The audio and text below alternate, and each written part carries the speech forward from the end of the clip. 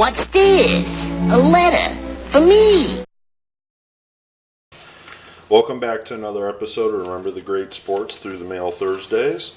Today I'm going to open 3 envelopes and share them with you. So we're going to see who we get back here in the mail. So we're going to jump right into this and see who we got back.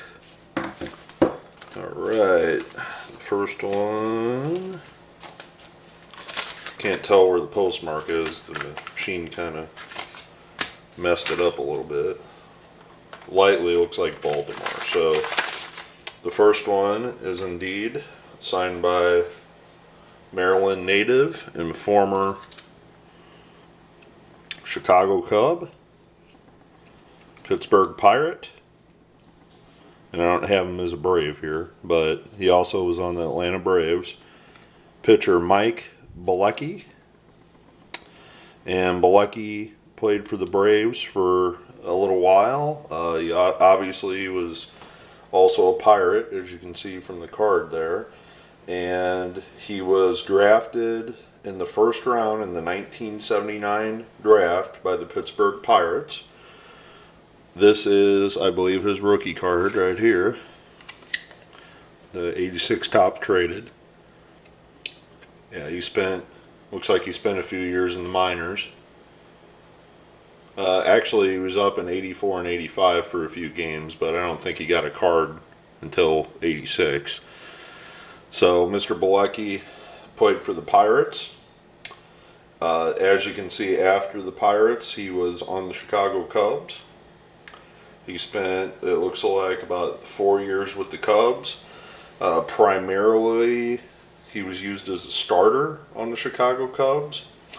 And in 1989, he actually went 18-7 as a starter for the Cubs. After the 91, or actually it looks like during the 91 season, he was traded to Atlanta, which the Atlanta Braves eventually went on to the World Series that year to play the Twins. And he spent 91 and 92 with Atlanta. Then he was with Cleveland in 93.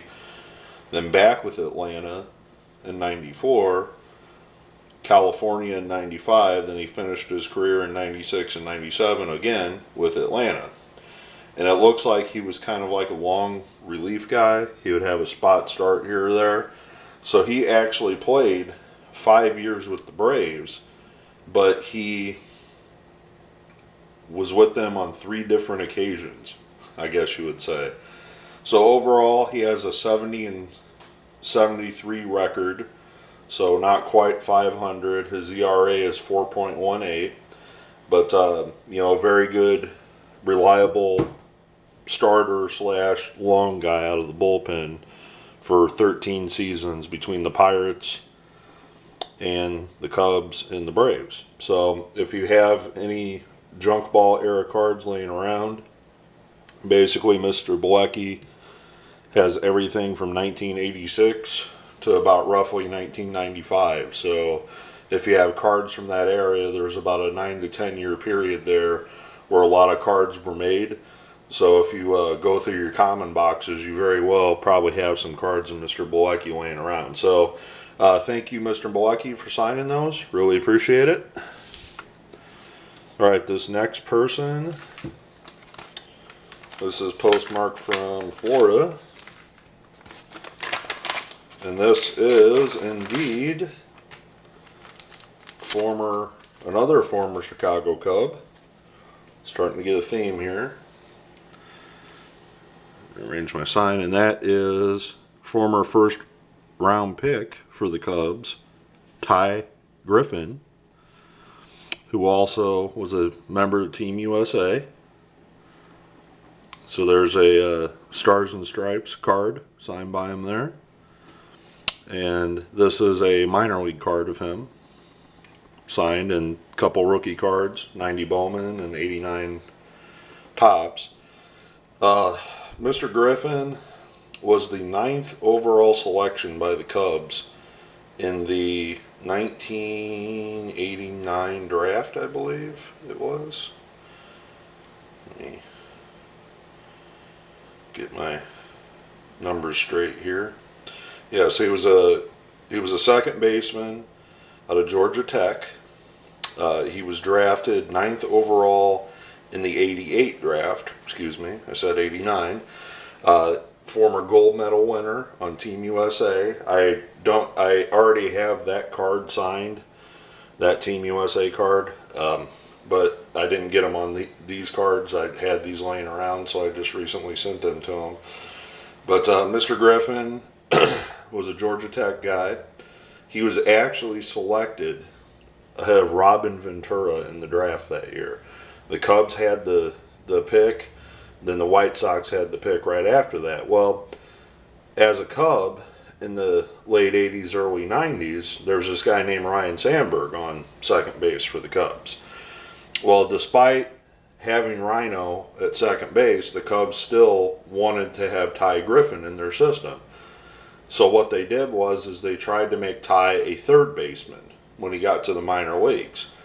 Well, Ty had some issues with his shoulder, and he struggled in the minor league levels, to say the least. In his first year in 1989, he actually played in A ball, but by the end of the season, he was in Double A. Okay, he was in Double A affiliate, Charlotte Knights. Okay, and this is, basically his first season. No, that's not his first season. I take that back. Well, from 1990 to 1991, he spent the entire time in Double A. Like, he could not get over that Double A hump. And in 92, he actually was out of the Cubs organization by 1992, playing for the Cincinnati Reds. And he played, it looks like, the 92 season with the Reds. Then he found himself, like many others that are minor league baseball players, playing in independent league ball, hoping to find another job.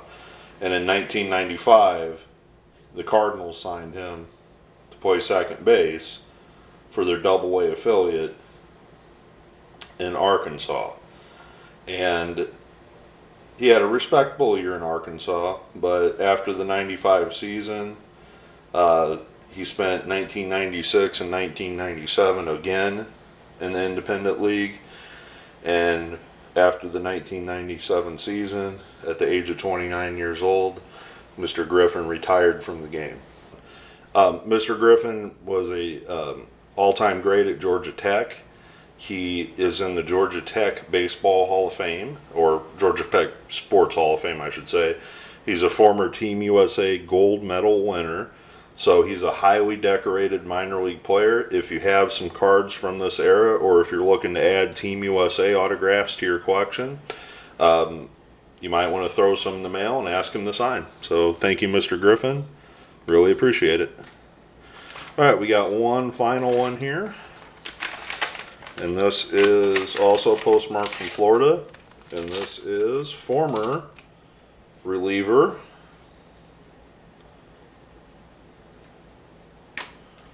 Roberto Hernandez on 1, 2, 3, and 4. And I really like this Fleer tradition. That's a real cool one that he signed. Roberto Hernandez was a long-time pitcher. He pitched, I want to say, about 20 years in the majors. Let me get the exact number here. Played 17 seasons in the major leagues. He played for 1, 2, 3, 4, 5, 6, 7, 8, 9, 10 teams throughout his career. He pitched until he was 42 years old. So this gentleman right here was 42 when he finally retired from baseball, which is amazing that a pitcher could pitch that long at the major league level. Well, a little bit about Roberto. He came up with the White Sox, and he was actually 26 years old when he first got to the majors as a rookie. So he was a pretty seasoned minor leaguer by the time he was in Chicago. And his first season with the White Sox in '91 wasn't too productive. It was pretty bad, actually. But 1992, you saw flashes of greatness because he went 7-3 with a win-loss record, and he had a 1.65 ERA. Now, with that being said, it looks like the White Sox started looking at him as a potential closer. Well, in 1993, he actually saved 38 games for the Chicago White Sox. So in '93, this guy was their closer. Well, he held that mantle or that position, it looks like, through 1997 and became an all-star in 1996 for the first time in his career, where he also saved 38 games that year and a 1.91 ERA. I mean, that tells me right there that he was a lights-out closer, that season. Well, after he finished his career with the White Sox, he went to the Giants for a season, it looks like. Actually, mid-season, so it looks like he was traded to the Giants. And then in 1998, he had the honor of being one of the first Tampa Bay Devil Rays. He was on the Devil Rays expansion team, and he was used primarily as their closer, it looks like. And for the 1999 Devil Rays, was actually the best season of his career save-wise, where he saved 43 games at the age of 34 years old and made his second All-Star team. So, pretty cool, that somebody from Tampa Bay was able to do that. It looks like he spent another season with Tampa Bay, then the Royals picked him up, it looks like, and he closed for the Royals for a couple seasons, which I don't have any Royals cards of him here. I probably have some somewhere. And after he left the Royals, it looks like he was primarily at 38 years old. He went to Atlanta, and that was basically the end of him closing games, as it appears that he was more of a middle relief pitcher or a short reliever for the rest of his career. So from 2003 to 2007, he actually only saved 6-8 games in a 4-year period. He only saved 8 games, so that tells me that he was used in short relief type of situation. So overall, his all-time saves number are 326, which I'm not sure where that puts him on the all-time list, knowing Mariano Rivera and Trevor Hoffman are the top 2. But he pitched during the era that Mariano Rivera and Trevor Hoffman and Billy Wagner were closers.